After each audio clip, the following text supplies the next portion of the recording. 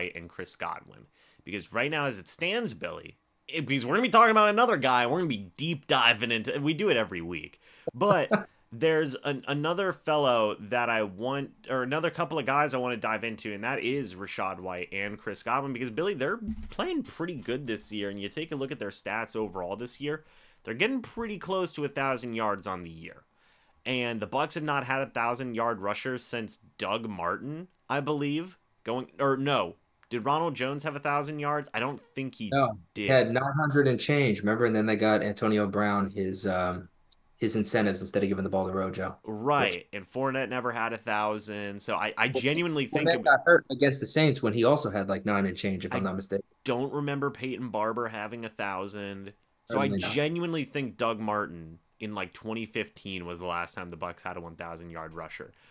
Rachaad White right now, Billy, is at 873. He needs 127 more yards. Okay? 127 more yards to be a 1,000-yard rusher. Also, Rachaad White's at 507 receiving yards. That's awesome. You love that, right? Chris Godwin, right now as it stands, is at 892 receiving yards. He needs a grand total of 108 over the next two games to hit 1,000 receiving yards. That would mean that the Bucs would have three 1,000-yard skill position players that you talked about before we started recording here. Pretty special, right, Billy? Do you think that they can get the job done? Yes, I would expect Chris Godwin's been on a little bit of a heater lately. 53 Which yards, which 100. which good, by the way, right? Yes, and he has kind of ever since, Mrs. Godwin. He has kind of really been on a little bit of a roll, to his credit and to the Bucks' credit for, doing their best to get him involved. I think Chris Godwin to get 108 yards in two games doesn't seem like a daunting task, right? I do believe he should be able to get that, especially if there's any attention paid to getting him that stat. I think that they should be able to get him that stat. One of the only things, and I don't expect this to be an issue. But one of the only things that really could hinder them is if the Bucks clinch the division this week and really take the Panthers lightly next week, treat it like a preseason game, sit guys, things like that. Yeah, if they don't play both games, then that could become a little bit more difficult for them to achieve those statistics. But I don't think Todd Bowles will do that.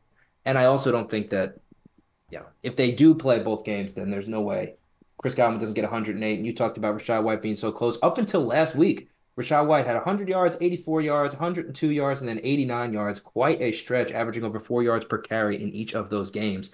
Rachaad White was playing fantastic. And then last week, of course, not that good of a stat line. 20 rushes for 39 yards. That's brutal. Did have six catches and a touchdown. We could take the positive, but tough statistically, his performance statistically, for Rachaad White last week. But I think they both should get it. And you talked about being special to have three guys reach 1,000 yards at the skill positions in what was a retooling year for the Buccaneers to get their cap right, where everybody said the Buccaneers were going to be picking in the top three with 4 wins. Three guys from the skill positions at 1,000, and I believe I heard if Chris Godwin gets 1,000, he'll be the only the third Buccaneers player ever to have what three 1,000 yard seasons or four 1,000 yard seasons. Is that true? I think he's the third Buccaneers player ever to have four 1,000 yard receiving Well, seasons. I know Mike Evans is one of them. Vincent Jackson, I think, was another. Maybe I don't know if Vincent Jackson was around long enough. It's I heard possible. that. I could be.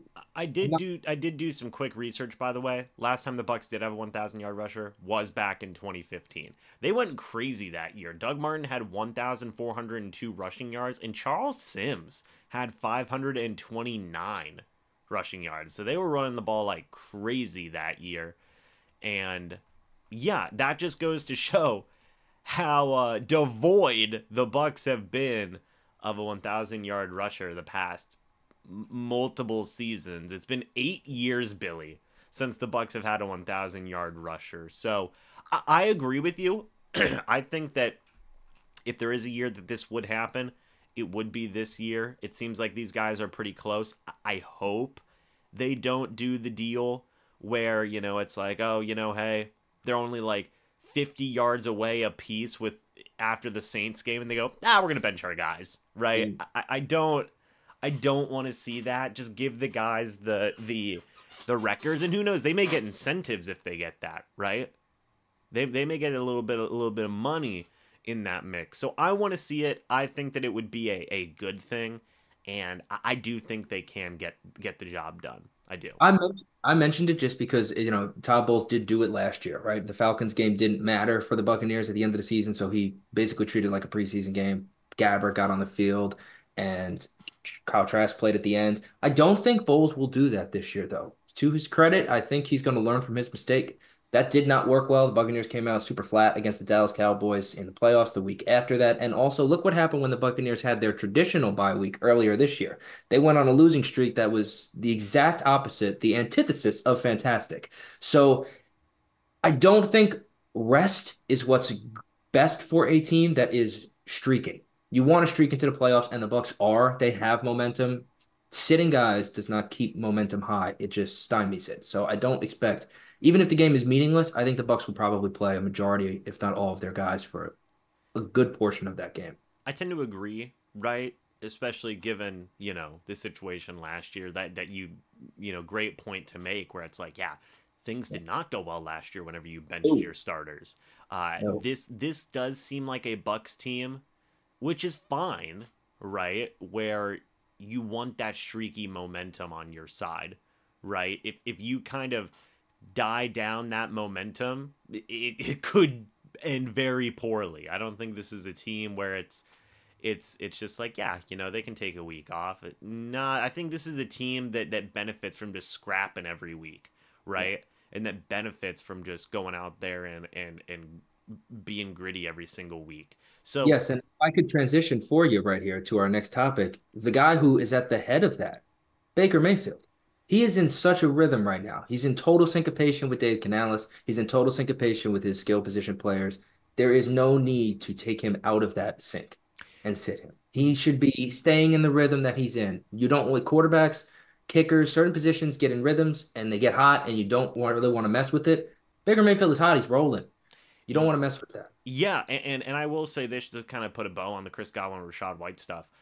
Yeah, of all the people, freaking Baker Mayfield, I mean, we expected it, but to have a guy like Baker out there with 1,000-yard rusher, 1,000-yard receivers potentially, it's pretty good, man. Pretty good on a resume. I mean, Dave Canales too.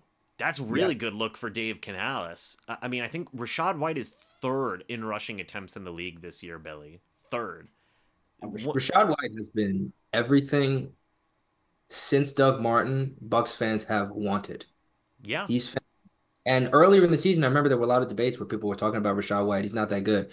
He isn't living up to it. And a lot of it had to do with more offensive line play. And I remember like having conversations with people. I'm like, you got to realize there's a lot of times Rashad White gets the ball and he's getting contacted at -1 yards, makes that guy miss, falls forward, and gets 3 yards. Well, in reality, that's a great play. It's only a 3 yard run, doesn't look good. But in reality, that's a great individual play by White. As the season has progressed, the Buccaneers' offensive line has really hunkered down, gotten significantly better. And the play they're getting out of their offensive line has really increased Rashad White's production because now instead of making that guy miss in the backfield or at the line of scrimmage, that guy's 2, 3 yards downfield. Then you make a miss, and that 3 yard run becomes a 5 yard run or a 6 yard run. And you're seeing that from White. When he gets in space and has an opportunity to get moving, he's tough. He's a tough tackle. Yeah, no, I agree with that. I think that the offensive line has been the biggest part in terms of improvement throughout this year. I mean, again, dude, the offensive line in the first half of the season, not good. Not good. But they've improved. And I don't know if that's been Dave Canales' play calling, probably a little bit of that, probably just them gelling more. Yeah. The benching, as much I don't mean to diss the guy, but the benching of Matt Filer for Aaron Stinney seemed to play a pretty big role into that. And You they're also have a rookie at guard. It takes time to kind of get your feet under you at the NFL level, right? He's adjusted to the game. He's significantly improved. And you had Gadecki who's starting at tackle, which is a new spot for him. Worth starting at left tackle, a new spot for him. So you had a lot of kind of, in the beginning, you had a lot of things where you were taking a puzzle and putting pieces together in new spots. So it takes time, and it's hard to be patient sometimes, but then you see the kind of the results of the fact that the Bucks were patient with that group and look at the results of it, yeah, the offensive line is, like you said, I think probably the most improved position group on the team this year.